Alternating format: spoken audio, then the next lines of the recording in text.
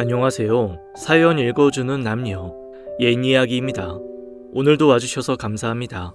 구독과 좋아요는 채널 운영에 큰 힘이 됩니다. 꼭 부탁드리며 오늘의 사연 시작하겠습니다. 안녕하세요. 저는 27살 여자입니다.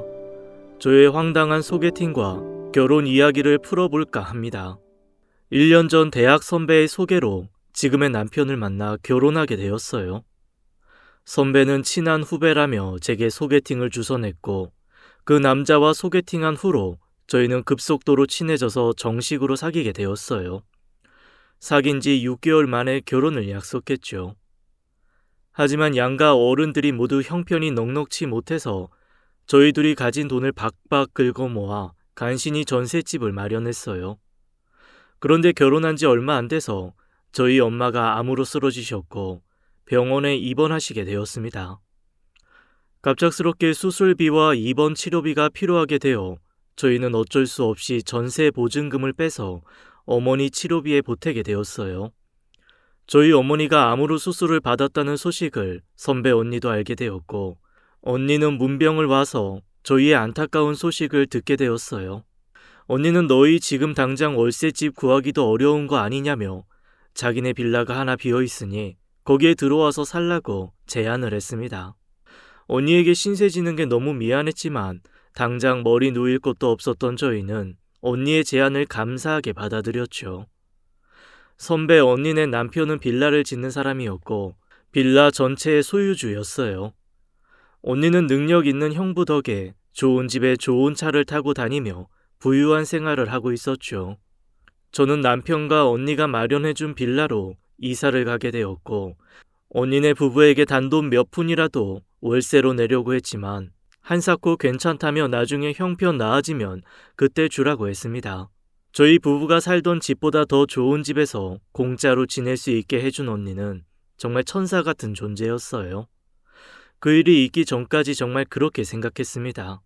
저는 학원 강사로 일을 하고 있었기 때문에 오후에 출근을 했고 남편은 프리랜서라서 집에서 일을 했습니다. 그래서 식사를 항상 챙겨주지 못해 미안했어요. 그 사실을 언니가 알게 되었고 언니는 제 남편의 매 끼니 식사까지 챙겨주게 되었죠. 그런데 형부가 잦은 출장으로 집을 자주 비우다 보니 남편과 언니가 단둘이서 시간을 오래 보낸다는 게 마음에 걸리더군요. 하루는 밤에 퇴근해서 오니 남편이 집에 없었습니다. 저는 선배네 집으로 가보았고 그곳에서 둘이 와인을 마시며 영화를 보고 있는 둘을 마주하게 되었어요. 순간 저는 온몸에 털이 곤두서는 것 같았습니다. 하지만 평정심을 유지한 채 얘기했죠. 여보, 여기 있었어? 이렇게 늦은 시간까지 여기 있으면 어떡해? 언니도 쉬어야지. 시간이 이렇게 된 줄 몰랐네. 이 영화만 다 보면 내려가려고 했어. 지영아, 왔어? 미안. 내가 서원이한테 같이 있어달라고 했어. 언니, 그럼 저희 가볼게요. 저는 남편이 아무렇지 않게 선배와 술을 마시고 영화도 보는 게 마음에 들지 않았어요. 그런 행동들이 절 불안하게 했습니다. 자기 남편이 외간 여자와 어두운 공간에서 술을 마시는데 마음 편할 부인이 어디 있겠어요. 저는 남편에게 오늘 좀 보기 불편했다며 앞으로는 밤늦게까지 둘이 같이 있지 않았으면 좋겠다고 했습니다. 그러자 남편은 언니가 술을 너무 많이 마신 것 같아서 혼자 두고 나오면 위험할 것 같아서 그랬다네요. 그리고는 집에 들어오자마자 잠이 들었습니다. 그러던 어느 날 엄마의 건강 상태가 안 좋아지셔서 간병을 위해 휴가를 냈고 친정에 일주일간 다녀오게 되었어요. 간병을 마치고 지친 몸을 이끌고 집으로 돌아오는데 동네 아주머니가 절 불러 세우더군요. 세댁, 어디 갔다 오는 거야? 그동안 통 안 보이더니. 네, 친정이요. 그런데 왜 그러세요? 아유, 근데 내가 이걸 말해야 하나 말아야 하나? 실은 세댁 남편이 주인집에 들어가는 걸 봤어. 난 또 뭐라고. 저희 원래 서로 현관 비번도 터놓고 왕래하는 사이예요. 그래? 난 또 잠옷바람으로 들어가길래 혹시나 했네. 암튼 세댁 남편 간수 잘해. 누가 보면 그 둘이 부부인 줄 알겠어. 저는 동네 아주머니의 잔소리에 안 그래도 불안했던 마음이 더 불안해졌어요. 그래서 다음날 남편에게 단칸방이라도 좋으니 이사를 가자고 졸랐고, 남편은 장모님 병원비에 돈을 다 쓰는 바람에 여유가 없으니 잠깐만 이대로 지내자고 했습니다. 그러면서 우리가 어디 가서 이런 좋은 집에서 공짜로 살 수 있겠냐고 했죠. 사실 저도 딱히 돈 나올 구멍도 없고 해서 남편의 말을 따르는 수밖에 없었어요. 하루는 언니 남편이 출장을 갔고 저희 셋은 주말에 함께 술을 마시게 되었어요. 저도 남모르게 속앓이 했던 것 때문에 그날따라 술을 많이 마시게 되었죠. 너무 취해서 언제 잠들었는지도 몰랐다가 거실에서 잠이 깨게 되었습니다. 그런데 거실엔 아무도 없었고 불도 모두 꺼져 있었어요. 남편을 불렀지만 남편은 기척이 없었습니다. 저는 혹시나 하는 마음에 언니네 집으로 향했고, 언니네 거실에서 불이 꺼진 채 나뒹굴고 있는 둘을 보게 되었죠. 순간 전 너무 충격을 받아 쓰러졌고 다음날 제 침대에서 일어나게 되었습니다. 이게 어떻게 된 거야? 내가 왜 여기 있어? 어제 당신 술 먹고 거실에서 잠들어서 내가 방으로 옮겼지.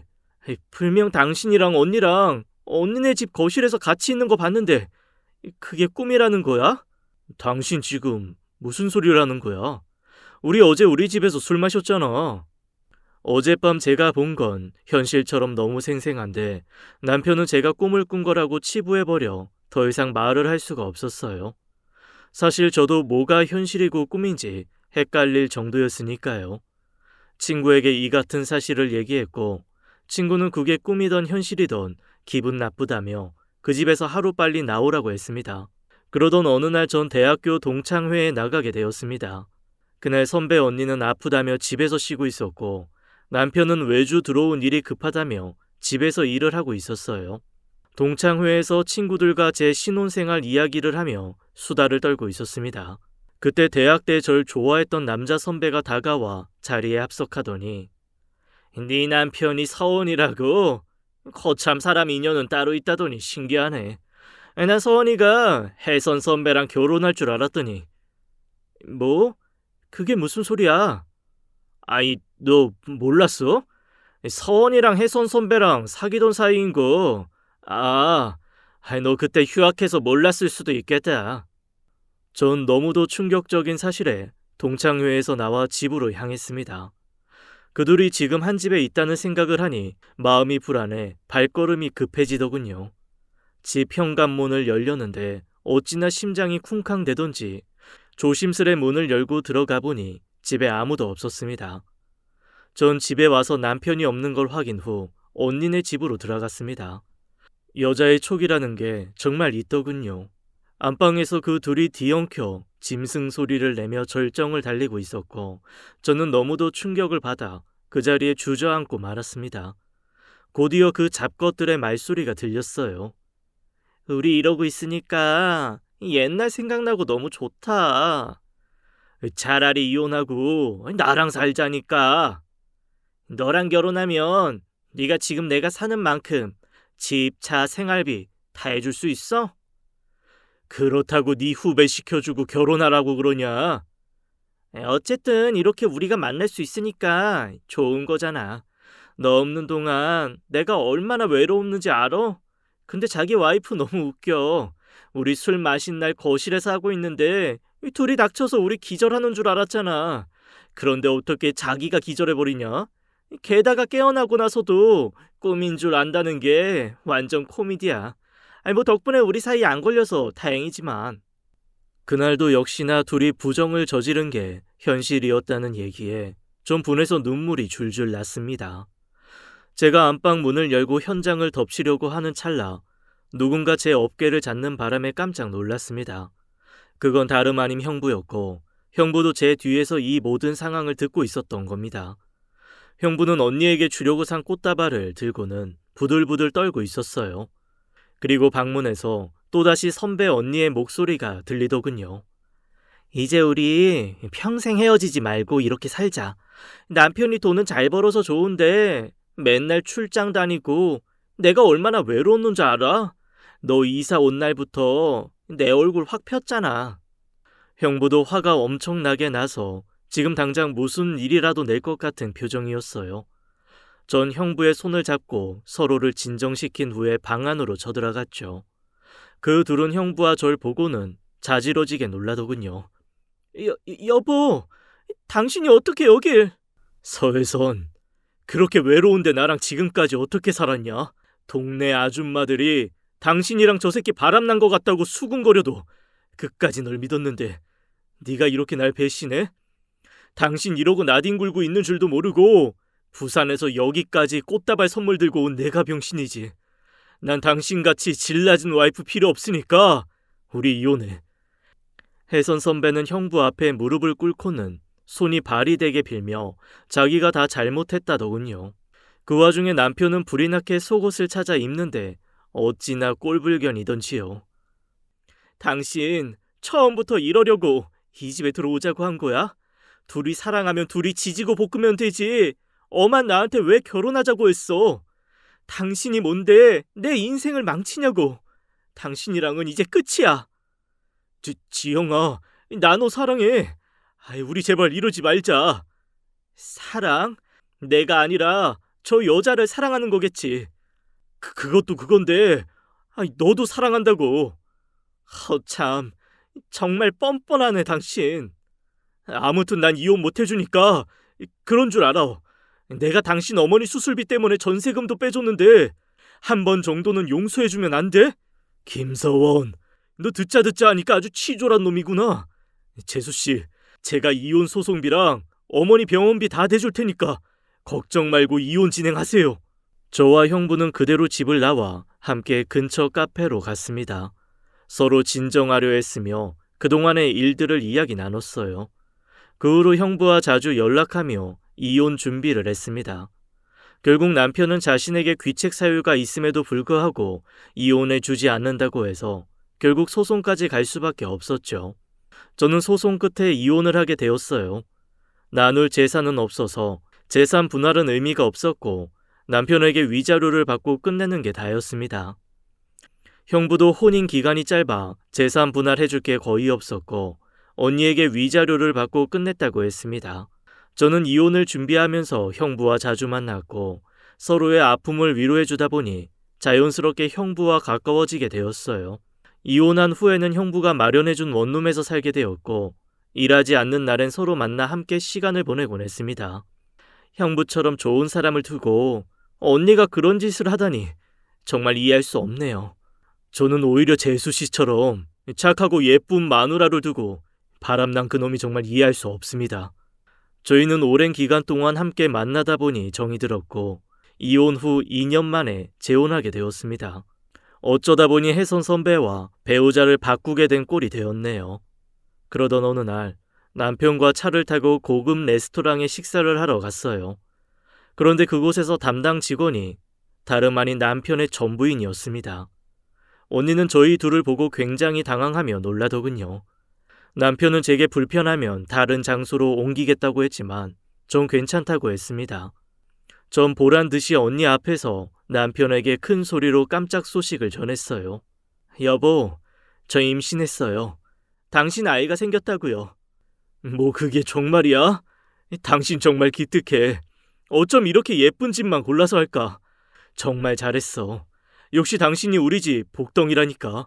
4대 독자 가문의 경사가 났군. 하며 껄껄 웃었습니다. 남편은 제게 줄 선물이 있다며 보석함 하나를 내밀었습니다. 그곳엔 다이아 목걸이가 들어있었고 남편은 보란듯이 제 목에 목걸이를 걸어주었죠. 전 잠깐 화장실 간다며 자리에서 일어나서 나왔어요. 언니는 절 따라 화장실로 들어오더니 절 벽 쪽으로 밀치더라고요. 너 이게 어떻게 된 거야? 너 설마 내 남편이랑 재혼했니? 언니 말 조심해. 언니 남편 아니고 내 남편이야. 얌전한 척 하더니 뒤에서 호박씨는 혼자서 다 까고 있었네. 호박씨는 언니가 먼저 깠지. 아직도 그 인간이랑 붙어다녀? 이런 데서 일하고 있는 거 보니까 맞나보네. 내 전 남편 장점이 하나도 없는데 그중에 능력 없는 게 제일 큰 단점이야. 뭐야 이년이? 언니는 제 머리채를 잡았고 전 있는 힘껏 소리를 질렀습니다. 직원들이 달려왔고 시끄러운 소리에 남편도 화장실로 달려왔죠. 남편은 그 언니를 떼어놓고 따귀를 때렸습니다. 이게 대체 뭐하는 경박한 짓이야? 니까짓 게 감히 우리 애 엄마를 머리채를 잡아? 당신들 직원 교육을 어떻게 시키는 거야? 당장 사과하지 못해? 급히 달려온 매니저도 언니에게 뭐해 서혜선 씨? 아니 무릎 꿇고 얼른 사과해야지. 안 그럼 당신 오늘부터 해고야. 서혜선 씨 돈 벌어야 된다고 하지 않았나? 언니는 저희 둘 앞에 무릎을 꿇고는 이를 악문 채로 간신히 새어나오는 목소리로 말했습니다. 죄송합니다. 됐어요. 그만 일어나요. 처지가 딱해서 이번만 그냥 넘어가는 거니까 감사하게 생각하세요. 남편과 저는 언니를 뒤로 한 채 나왔습니다. 저와 남편은 근처 카페에서 흥분된 마음을 가라앉히려고 차를 마시며 앉아 있었어요. 그런데 창밖에 제 전 남편과 언니가 서로 욕을 하며 싸우고 있더군요. 야, 내가 너 같은 무능한 놈 때문에 오늘 어떤 수모를 겪었는 줄 알아? 뭐? 무능해? 그러는 넌 얼마나 대단한데 나한테 이딴 소리를 짓거리냐? 임산부 주제에 레스토랑에 오는 돈 많은 남자들 어떻게 한번 꼬셔볼까 하는 게 적어도 난 너처럼 더럽게 행동하진 않아. 알아? 더러워? 그렇게 더러운데 그동안 나랑 왜 잤냐? 왜 잤어? 내가 애만 안 가졌어도 너랑 진작에 헤어졌어. 앞으로 아이 태어나면 애는 무슨 돈으로 키울래? 밖에서는 보이지 않는 통유리였는지 그들은 저희가 그들의 코앞에서 지켜보고 있는지도 모른 채 싸우더군요. 남편과 저는 영화를 보러 가기로 했었는데 그 둘의 대화가 영화보다 더 흥미진진해서 구경을 하느라 영화 시간도 놓쳐버렸네요. 남편은 혀를 내두르며 한마디 하더군요. 그렇게 둘이 좋아 죽더니 지금은 아주 볼썽사납구만. 그래도 둘이 끼리끼리 만나서 그런가 아주 잘 어울리는 한 쌍이네. 그동안 임신도 잘 안 되던 여자가 애까지 들어선 걸 보니 둘이 천생연분이네. 그들은 결국 나중에 몸싸움까지 했고 경찰이 온 후에야 거리가 조용해졌습니다. 저는 오늘 그 둘을 만나고 오니 그동안의 묵은 채증이 내려가는 것 같았어요. 혜선 선배의 임신 소식은 충격적이었지만 자기 팔자 자기가 결정한 거였고 인과응보였죠. 전 남편이야 워낙 잃을 게 없던 사람이라 지금 혜선 선배와 함께하는 것만으로도 행복해 보이네요. 지금은 재혼 후에 더없이 행복하게 살고 있는 제 자신을 보니 이게 다 선배 언니 덕분인가 싶은 생각도 들었습니다. 혜선 언니는 소탐 대실했고 저는 상간녀 덕분에 팔자 고친 케이스죠. 저는 지금의 남편과 제 삶에 무척 만족하고 행복하게 살고 있습니다. 제 글은 여기까지입니다. 제 사연 들어주셔서 감사합니다. 지금까지 사연 읽어주는 남녀 옛 이야기였습니다. 저는 다음 사연으로 돌아올게요. 감사합니다.